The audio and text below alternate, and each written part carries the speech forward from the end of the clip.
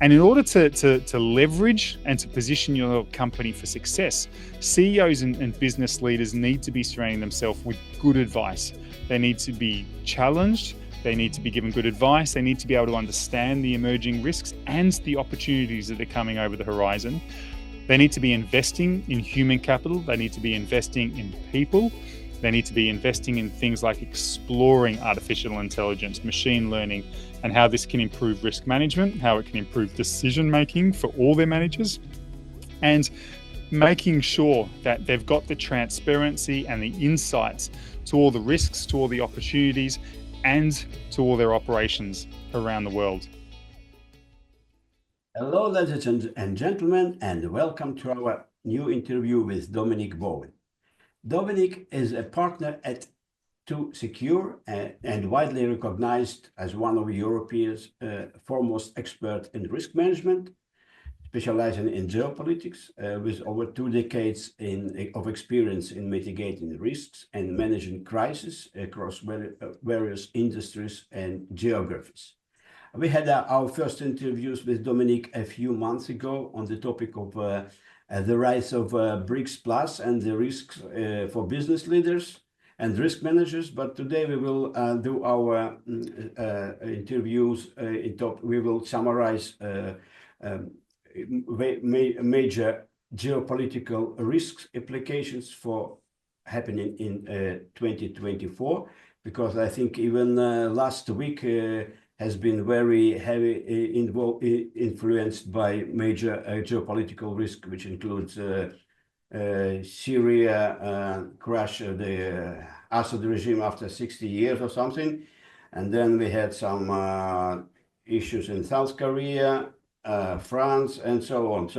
But we will discuss more or less a business implication, not a kind of political who wins and who loses, but probably you will see it, hear it from news reports. But let's welcome Dominic to our Risk Management Show podcast. Thank you very much, Boris. It's great to be here again. Absolutely. So before we start, just remind us about yourself, what you do, and what your company is up to these days. Yeah, thanks very much, Boris. So I'm a partner and I'm the head of strategic advisory and international risk at 2Secure. We're a European risk management consulting firm working with most of the big telcos, heavy industries, communications companies, banking and finance across Europe, helping them navigate what is, as your listeners know, quite a volatile environment. Fantastic. So let's jump to the topic of our year in review, and what are the major implications for business and the risk managers of this. We can, of course,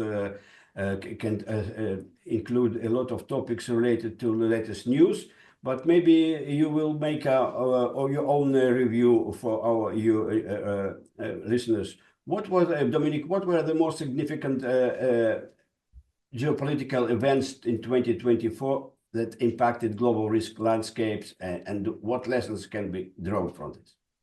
Yeah, I think there's been quite a few issues and topics that business leaders have had to really navigate, and some of them have been quite difficult, and some of them you're more responding to as opposed to navigating. But there's certainly one that's been on everyone's radar for several years now is cyber threats, but they're increasing in sophistication and they're increasing in intensities for many, many companies. Another one is that economic uncertainty.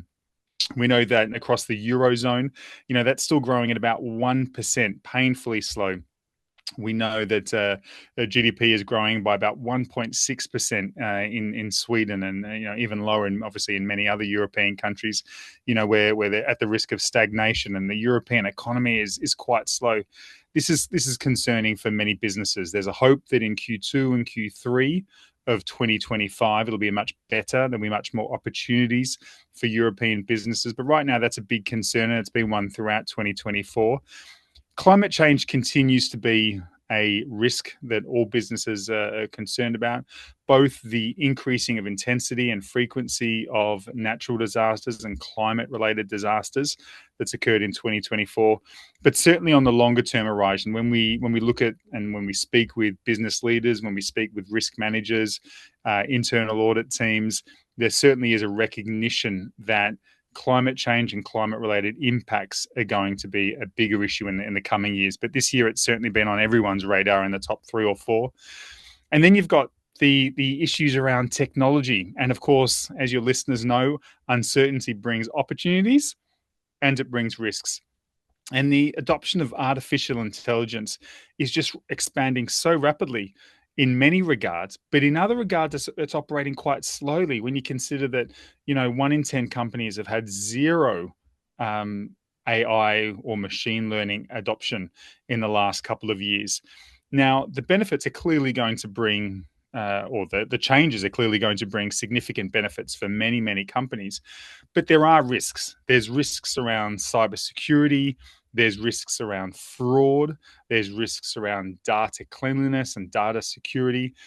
And there's also the risks around businesses feeling pressured to adopt new technology that may not be thoroughly tested, that they may not thoroughly understand in order to keep up with competition. And of course, this brings new risks. But regardless, we've also got the risks of regulation. Now, we know that within the European Union there's perhaps an over-regulation, but in many jurisdictions around the world, Boris, and you and your listeners know, there really is perhaps an under-regulation, and the controls around how AI is being used, how it's being developed, is perhaps something that is bringing new risks as well. And I think all modern businesses are going to have to balance the opportunity created by these innovative technologies and by artificial intelligence, but they're going to have to really consider the risks coming from cybersecurity, data governance, regulations, data privacy, while still incorporating this new technology into their work. And I think probably the last risk I'll mention, Boris, that I'm speaking with a lot of boards and executive teams about this year is around talent management, human capital, the cost of human capital, and the difficulty of finding it. And your listeners will be pleased to know that risk managers and experts within the risks field and strategy and leadership and development are in short supply. And when businesses find them, they're demanding top dollar. So there's risks, but as always, there's opportunities with that one. Absolutely. So let's concentrate then on what you think are most effective risk mitigation strategy you observed in this year. I think that's a great question, Boris. We talked about the risks and how a company is responding to that. When we look at the focuses, nearly all companies are focusing on cyber. They're focusing on governance and corporate reporting, and that transparency is really critical. After COVID, after several other big events like Russia's invasion of Ukraine and many others, businesses are focusing on business continuity. So cyber, governance and corporate reporting and business continuity are on the top of everyone's agenda. And this is something that most businesses are doing workarounds. But what we're not seeing enough workarounds is around crisis preparedness and crisis response activities. That's still something that I think most companies are quite immature on. But those companies that have robust cyber systems, cyber teams, they're thinking about their information security practices, are in a really good position. We're seeing across the European Union in 2025, there'll be the new DORA regulations for financial institutions. And so many companies now are either ISO 27001 compliant or certified, or they're working towards that. So cyber is one that we're increasingly seeing as being in a really healthy spot. Companies are getting much more mature. Around the governance and corporate reporting, this is getting better. But most board members I speak with, Boris, they still don't thoroughly understand all the risks that their companies are facing. And this is, in most jurisdictions, a legislative requirement of board members. It is part of their fiduciary duty to know, understand, and ensure the company is appropriately identifying, prioritizing, and mitigating risks. And this is still not being done to a level that I think and that my colleagues think is suitable.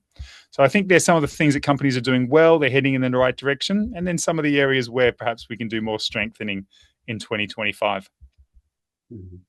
Have you seen something that related to recent events such as a crisis in the Middle East, war in Ukraine, or even South Korea, some coup, what changed in this kind of business perception of risks? It's a really, really great question, Boris. And I really love the clients I work with, and I'm sure some of my clients listen to your podcast. But I've got to be transparent. I've got to be honest with you and your listeners, Boris, that in the last week, as you know, we've had at least 5 huge events. We've had the president of South Korea declare martial law. We've had the Supreme Court, or the highest court in Romania, declare the presidential elections annulled. We've had the German government collapse. We've had the French government collapse. And now we've had the rebels take over the country of Syria after 13 years of civil war, but they've really taken over in the last 10 days.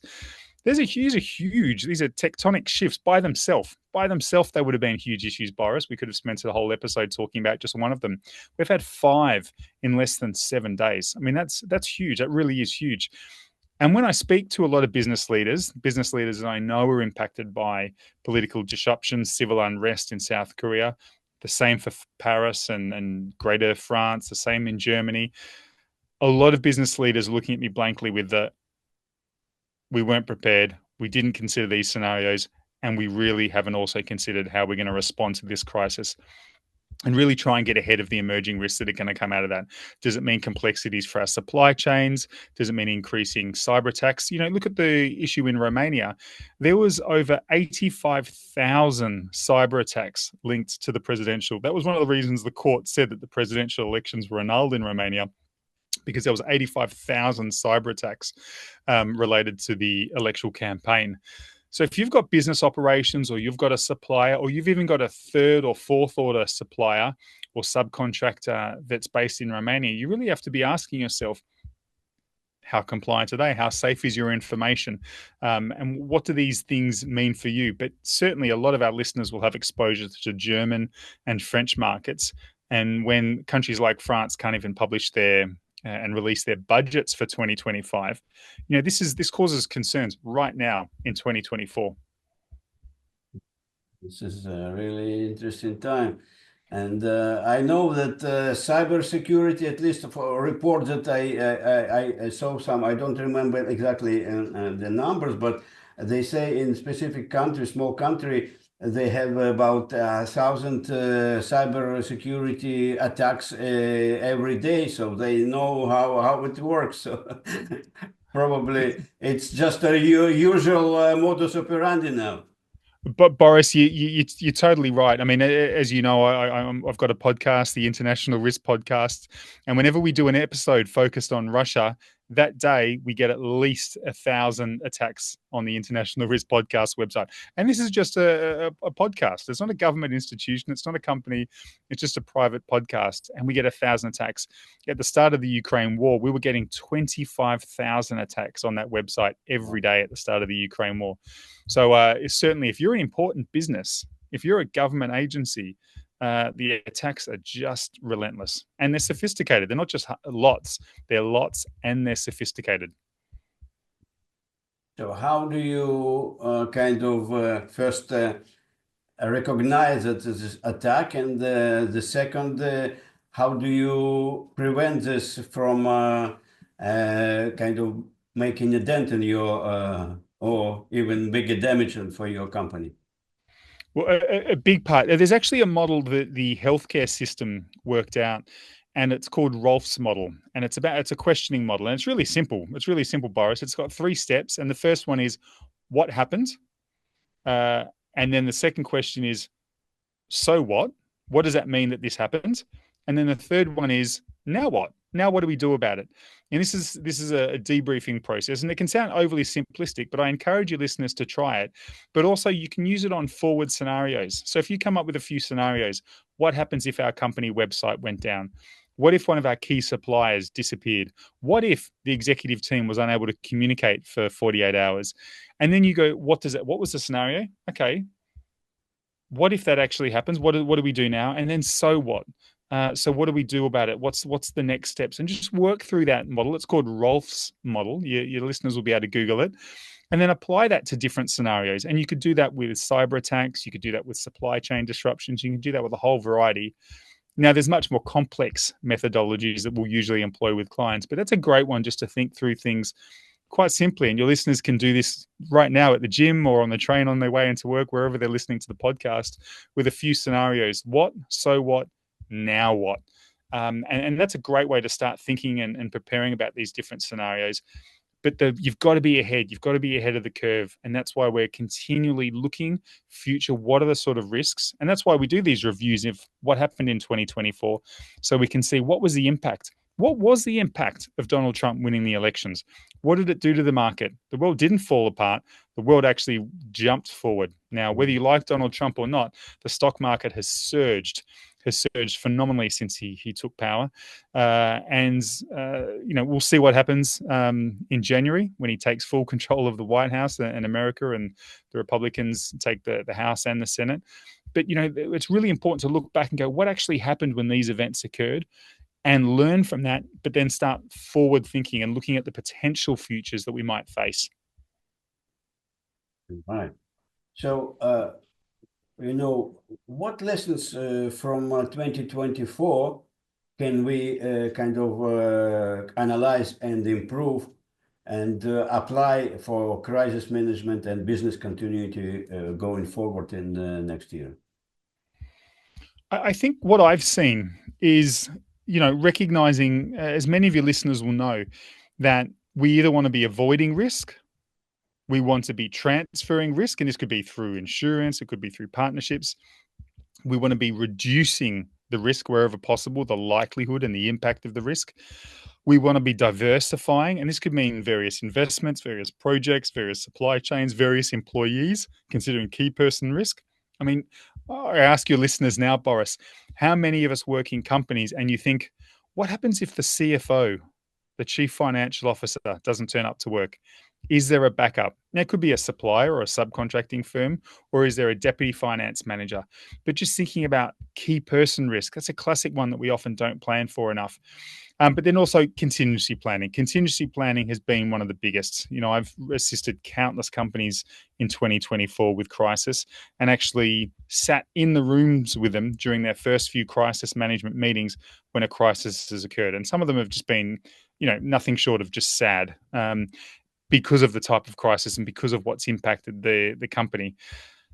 And working through those, in many, many cases, it makes it even more sad because you go, gosh, if this company was just able to do a little bit of foresight, if they'd just been able to do a little bit of planning and just asked a couple of times, what if? What do we need to prepare for?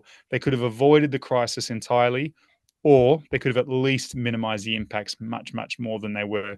So companies that are doing contingency planning, companies that are actually looking forward at emerging risks and looking about the potential futures have just been in such a better spot. And that's why we're seeing companies really, really succeeding. And companies that are working in the US, Boris, I think, and your listeners in the US will know this, that the US companies are much more forward-leaning when it comes to preparedness, when it comes to crisis mitigation.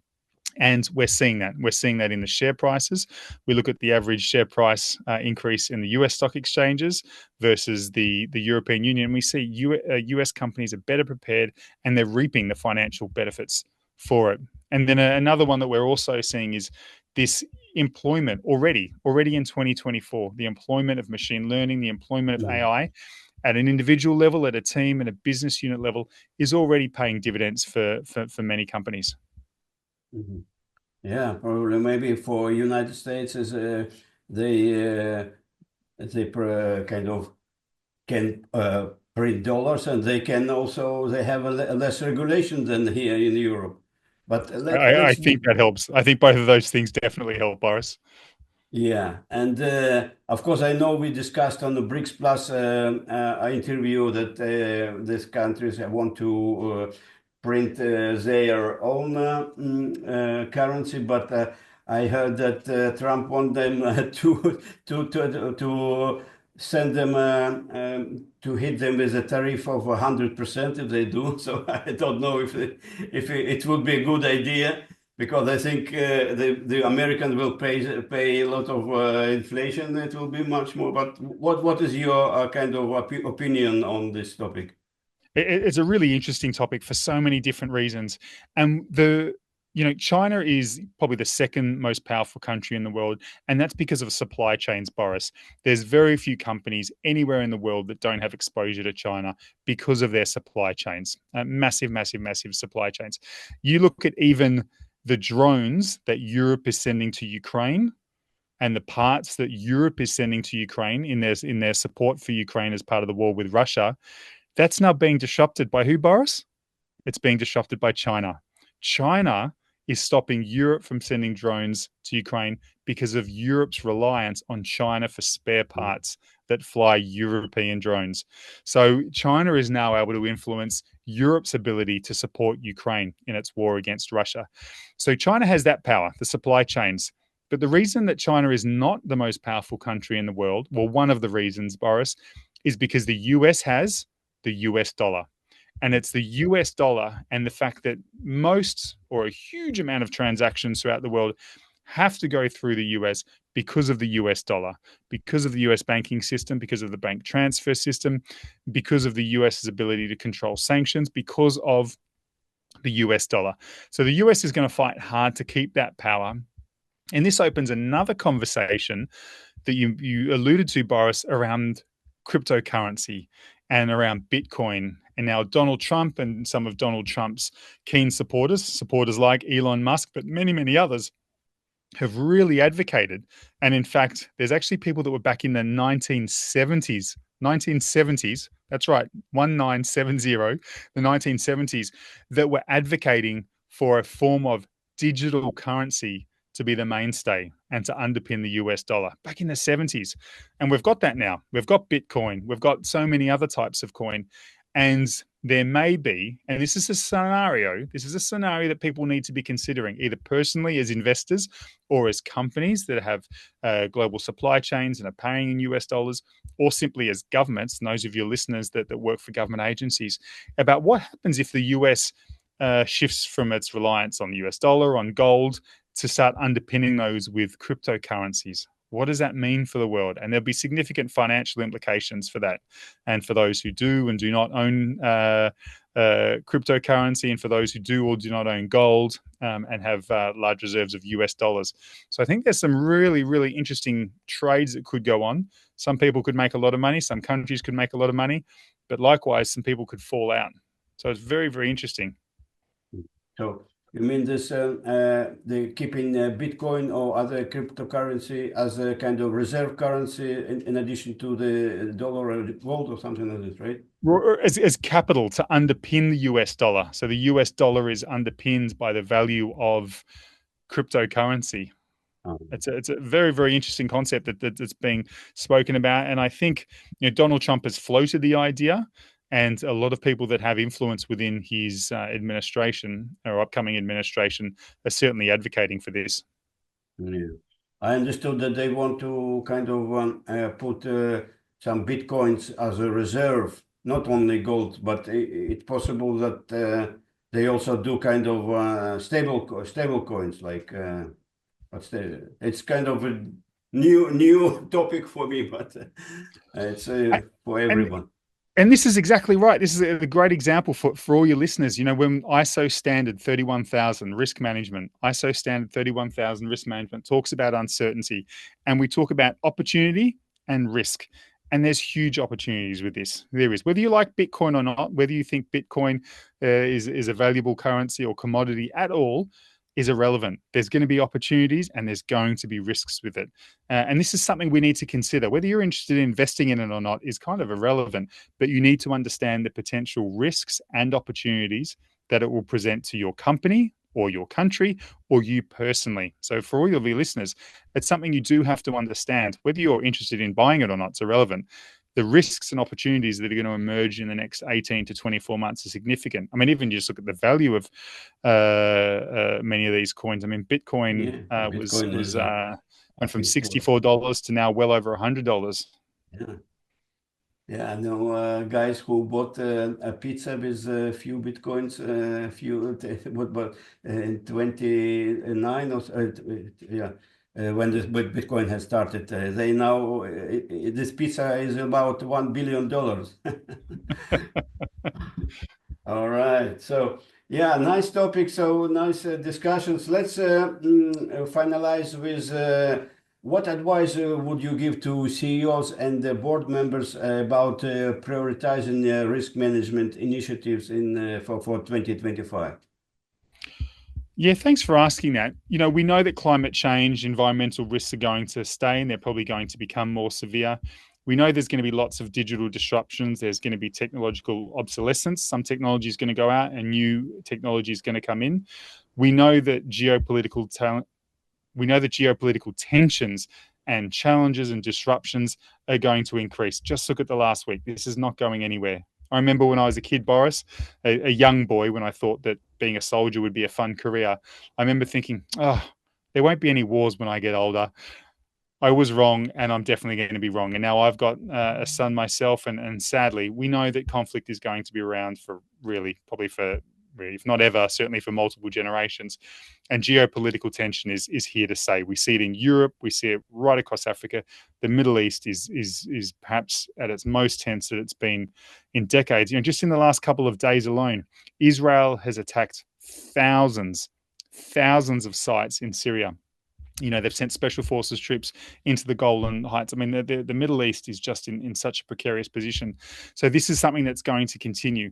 And in order to leverage and to position your company for success, CEOs and business leaders need to be surrounding themselves with good advice. They need to be challenged. They need to be given good advice. They need to be able to understand the emerging risks and the opportunities that are coming over the horizon. They need to be investing in human capital. They need to be investing in people. They need to be investing in things like exploring artificial intelligence, machine learning, and how this can improve risk management, how it can improve decision making for all their managers, and making sure that they've got the transparency and the insights to all the risks, to all the opportunities, and to all their operations around the world. Right. Fantastic, Dominic. Thank you very much for your thoughtful interview. And I hope we will meet again in a few months. We will discuss your kind of new reflection. And I wish you great success in your projects. And hopefully we will speak again. I'm sure we will. Fantastic. Thanks very much, Boris. Good luck to you, and thanks very much for everyone today. Bye-bye.